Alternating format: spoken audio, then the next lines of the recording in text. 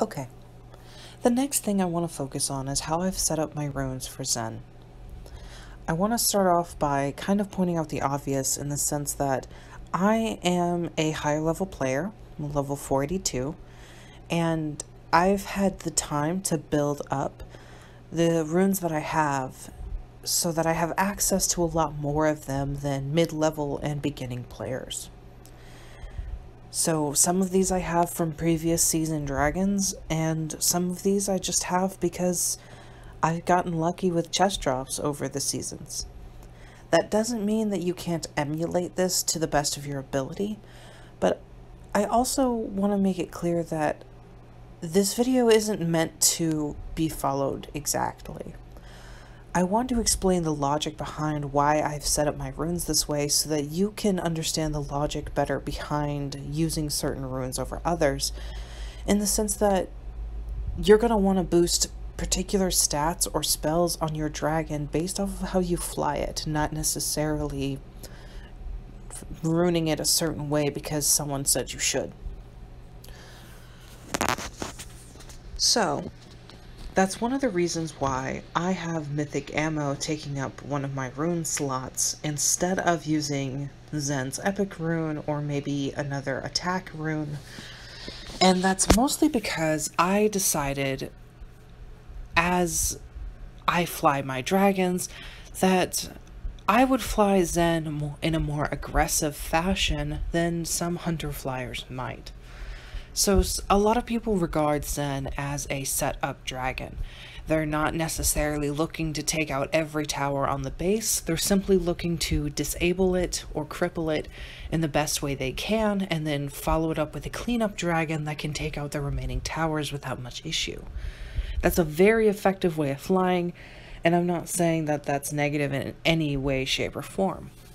However, if you were going to fly Zen that way, you would probably want to focus on runes that boosted Zen's modified HP.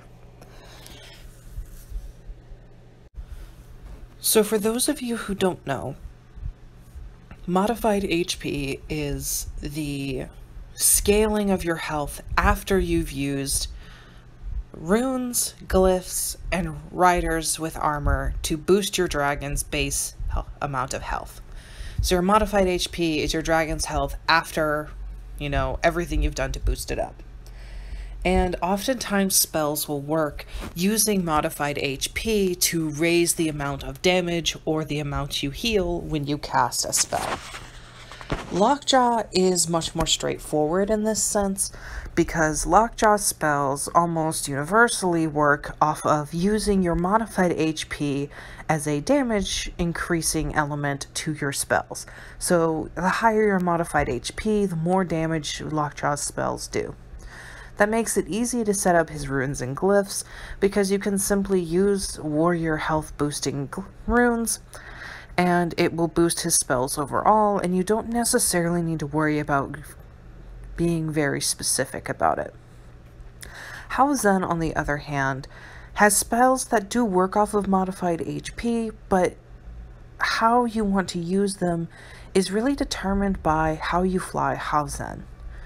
So, flyers who use Zen as a set-up dragon, where they fly the base and they do their best to cripple it, and then follow up with a cleanup dragon, not necessarily wanting or intending Zen to destroy the whole base, would find boosting health to be more efficient, because Temporal Anomaly will heal you, I believe, somewhere around 12% or so based off of your modified HP every time you cast it. So when you first place Temporal Anomaly, and then when you rewind back to the same spot, it will heal you a small chunk.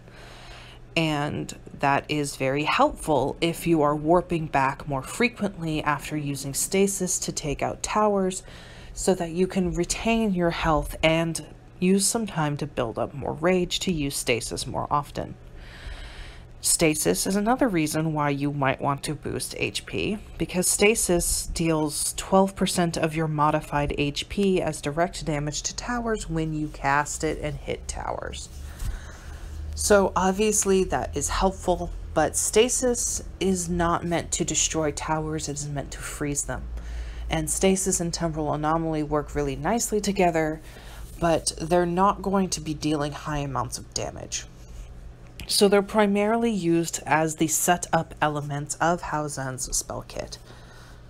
Chrono Shift, however, is the spell that's primarily geared towards when you are going to want to deal high amounts of damage to your towers. And that is where me, as a hunter flyer who's more aggressive, would and has chosen to focus most of my runes and glyphs towards. So when I fly Hauhezen on a base, my goal is almost always to take out the entire base without using a secondary dragon as a cleanup dragon. Which means I want to be dealing high amounts of damage and be focusing less on the setup elements of his spell kit and more on destroying towers. That being said, I have geared my runes in that way so that I am boosting Chrono Shift's effectiveness in as many ways as possible. Chrono Shift is a spell that not only functions as a cloak, but also provides a secondary benefit that is very, very effective for hunters, and is what I have geared my runes in general and my rider to support. So Chrono Shift cloaks you for a brief amount of time, and during that time you can attack and cast stasis, but more importantly, you also gain 100% hunter ammo regeneration. Now, what that means is, since hunters have a limited amount of breath shots before they have to recharge, they're going to be regenerating or recharging a much faster during Chrono Shift's duration.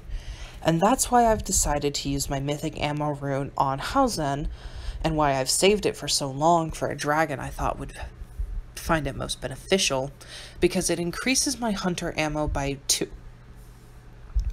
It's also worth noting that I picked my rider for this exact reason, because this rider boosts hunter ammo by 1 as well. So with my rider and my rune, I have boosted hunter ammo by 3. That doesn't sound like a lot. Believe me, it makes a big difference. It makes an incredible difference, however, when it is paired with Chrono Shift, because that means I not only have more shots to use, but they regenerate much faster, so in essence I get a double boost from Chrono Shift because I have enhanced my hunter shots. Mythic ammo also doubles by having a secondary rage generation perk, which is helpful. Hauhezen spells are not rage heavy in general. You will be using stasis frequently, you will use temporal anomaly frequently, but in general you're probably not going to have too much to worry about when it comes to rage unless you're overworking your spells. But having that increase in rage generation is pretty nice. Moving on to the legendary rune of the lost and the mythic glyph of the lost, as you can gather, are 2 runes from Hauhezen's line. Now, you'll notice that I have elected to not use Hauhezen's epic rune. The reason behind that is something I usually apply to most of my dragons, and that is the epic runes in dragon lines typically do not provide a boost that is significant enough to outweigh a legendary or mythic rune or glyph that is not necessarily specific to the dragon. So in this case I had mythic ammo, and having that increase in ammo and rage generation far outweighed the 0.3 seconds that would have added to Chrono Shift's duration. I would rather make Chrono Shift more effective than necessarily extend it for a very brief amount of time.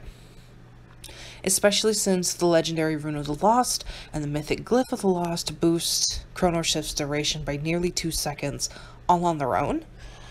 So the 0.3 seconds just did not seem worth it to take up a rune slot that I could have better used for something else. The legendary rune of the lost and the mythic glyph of the lost, as you can see, provide a 12% boost to hunter attack. As I've already mentioned, I am focusing on using Zen in a very aggressive manner, and these 2 attack boosts are going to function to boost Chrono Shift's effectiveness by making my shots more powerful.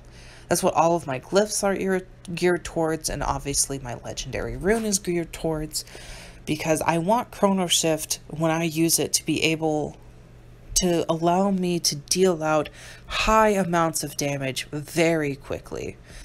So not only am I boosting my ammo, I am relying on its regeneration and my shots being immensely more powerful than a normal hunter to let me take out those high level towers and punch far above my head in terms of base defense.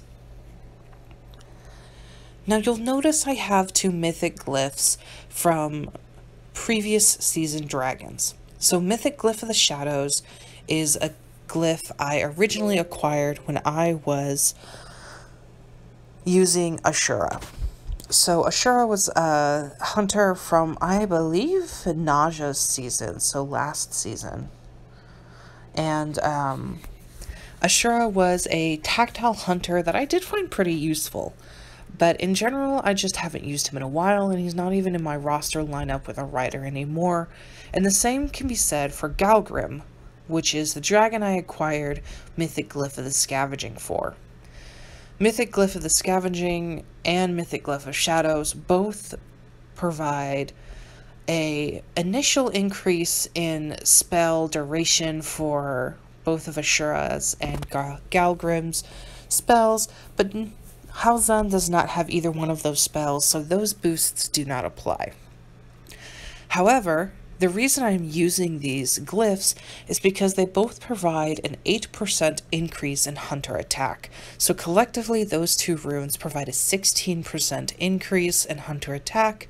And then if you add in the other 12% from Zen's runes from their line, that results in a 28% attack increase just from the runes and glyphs I have attached.